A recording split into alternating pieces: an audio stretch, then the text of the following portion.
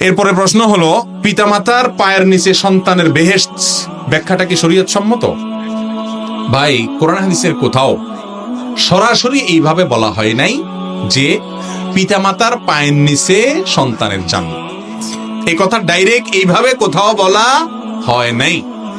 তবে এক সাহাবীকে রাসূল আকরাম সাল্লাল্লাহু আলাইহি সাল্লাম তিনি জিহাদের ময়দানে যেতে চেয়েছেন, বললেন যে তোমার মা বাবা বেঁচে আছেন কিনা? বলে ইয়া রাসূলুল্লাহ আছে। তখন বললেন যে ফাফিহিমা ফাজাহিদ, যাও তাদের কাছে গিয়ে জিহাদ করো। তার মানে তাদের খেদমতটাই তোমার জন্য কি? জিহাদ।